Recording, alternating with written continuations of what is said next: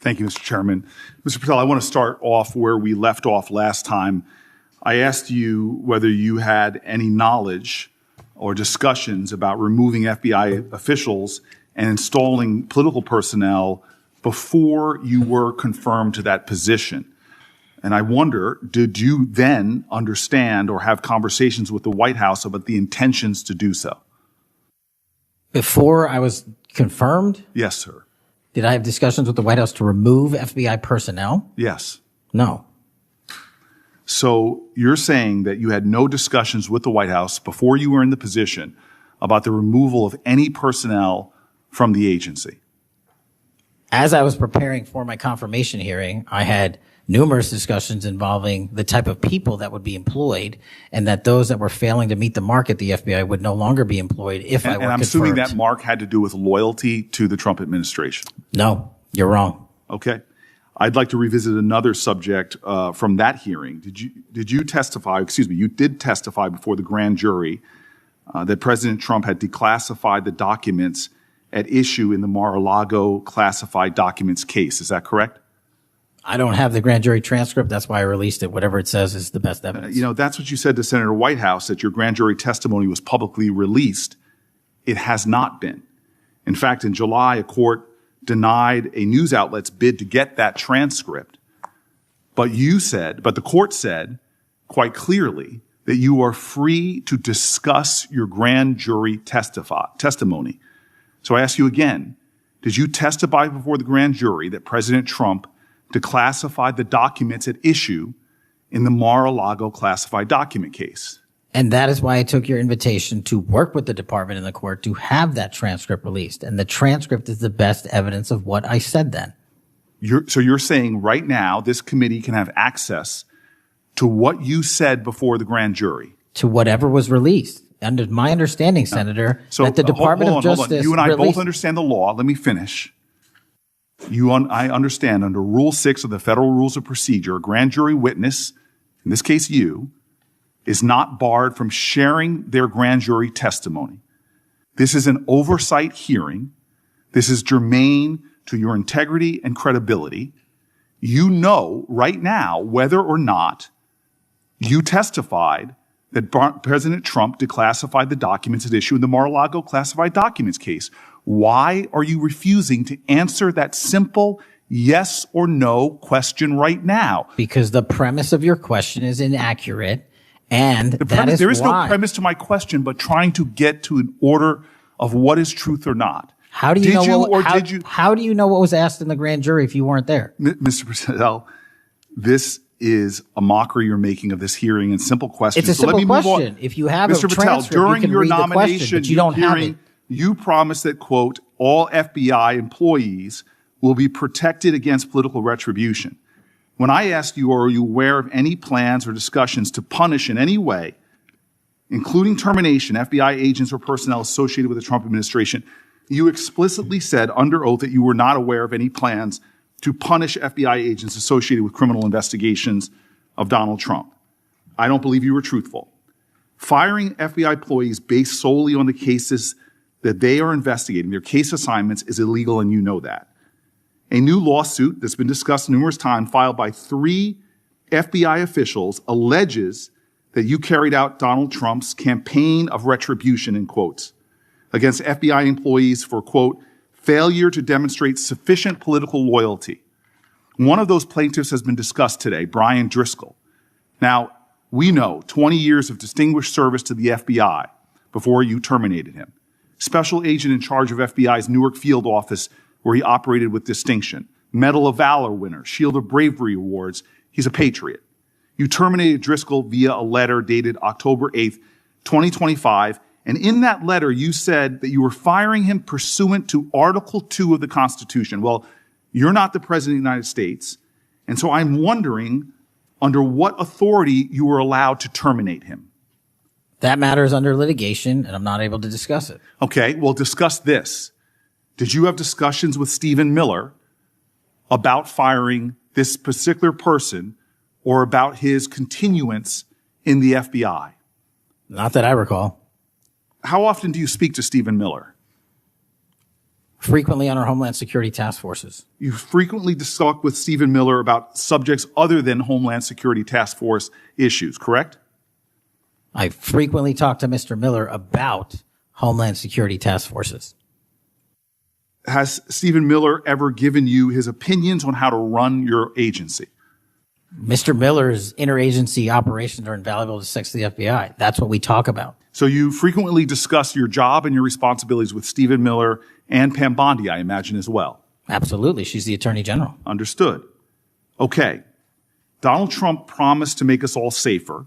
You have pushed out senior FBI agents with decades of knowledge and experience. In fact, this is the first time in FBI history that neither the director nor the deputy director have any experience with the FBI.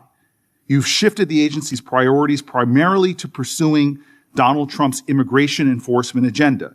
According to ICE data, the Cato Institute, which is a conservative think tank, found that 20% of all agents have been diverted from their work to assist ICE immigration enforcement. 20%. Part of this operation is the work of mass law enforcement who jump out of cars, snatch people off streets at churches, schools, and their jobs and hospitals. Have there been any FBI agents who investigate crimes against children that have been assigned to immigration enforcement, yes or no? The premise of what you say is entirely false. Have there been any FBI agents who investigate foreign domestic terrorism? You don't get to say America is not safer under this leadership. I am not saying America is safer because of the work of the FBI. You're making a presumption of premise. 4,700 children. Sir, we have seized 6,000 weapons and 23,000 violent felons have been arrested. That FBI agents who investigate human trafficking have been reassigned to immigration enforcement. You are not denying that FBI agents who are on the task force that fight against Russian oligarchs have not been reassigned. Public Corrections Squad, reassigned. People who defend children, reassigned. You're not denying that. I've seen you time and time again attack my colleagues' premises of questions as a way to not answer the question. So let me end with this. I believe you have made our country weaker and less safe. I believe that we are more vulnerable to a major event, and I pray to God it doesn't happen. You've gutted the Bureau of Institutional Knowledge and Expertise. You fired or pushed out seasoned FBI officials, many with more than 20 years of experience, and were working on cases that were critical. You've been purging thousands of serious law enforcement officials who spent their careers keeping us safe, only to lower hiring standards in order to find anyone to replace them. And shockingly, you admitted in this hearing to Senator Coons that it would take 14 years to fill the vacancies at your agency. Many are the result of your purge. 20% of FBI agents are doing low-level immigration enforcement instead of their mission-critical work. You've disbanded entire task forces that stop election interference, foreign influence, public corruption. And who benefits from this? Well, corrupt people benefit from it. Criminals benefit from it. Vladimir Putin benefits from it. And it really makes me wonder who you're looking out for. It makes me think we can't trust you as a nation. You swear to release the Epstein files, but now you're withholding the Epstein files. You claim that you have a suspect in a serious assassination. Whoops, then you don't have a suspect. You know nothing about plans to remove FBI agents, yet you're directly involved in those plans. In the words of an ex-FBI official, you are overseeing, and I quote, generational destruction of the nation's premier law enforcement agency. Mr. Patel, in just 8 months, you have assaulted the institutional integrity of the FBI. But I know FBI field agents. I've worked with them in Newark. No matter how truly bad you are, you can't undermine the legacy of agents who fight every day to keep us safe, but you can tarnish the integrity of the agency and undermine the agency's capacity. I believe you're failing as a leader, and that your failure does have serious implications for the safety and security of Americans and our families. We're more vulnerable to domestic and foreign attack because of your failures of leadership. I don't think you're fit to hand the Bureau, but here's the thing, Mr. Patel. I think you're not going to be around long. I think this might be your last oversight hearing. Because as much as you supplicate yourself to the will of Donald Trump and not the Constitution of the United States of America, Donald Trump has shown us in his first term and in this term, he is not loyal to people like you. he will cut you loose. This may be the last time I have a hearing with you because I don't think you're long for your job. But I'm going to tell you this. I pray for you. I pray for you that you can step up and defend your oath, defend the Constitution, and do a much better job of defending this country. Thank you, Mr. Chairman. Do you want to say anything? Yes, sir. That rant of false information does not bring this country together. If you want to work on bringing this country, it's my time, not yours. My God. If you want to talk about dividing this country, it is my I follow time. you on your social media posts that It is tear my this country time apart. to address There should be a your unifying- falsehoods. Oh, You are an you can try embarrassment all to the you division want in this country. to not Senator, take it is responsibility my time. for what You had have your said. time. Sir, you're Your making a time is mockery of this over. committee. Sir, you don't tell me my time is over. You The know how people far of New we've Jersey come tell me since what my you time tell- is. Senator- You can't lecture me. You can tell me Sir, my time's you have- over? You may be the charge of the I'm not FBI, going anywhere. but I am not afraid of you, sir. Mr. Chairman, Not afraid of you. Mr. Chairman, point of order. Senator Booker, I announced at the beginning of this meeting that this back and forth talking over each other doesn't work. And I said if that happened, I asked Patel not to respond, and I was going to give him some time after the senator's time was up to respond.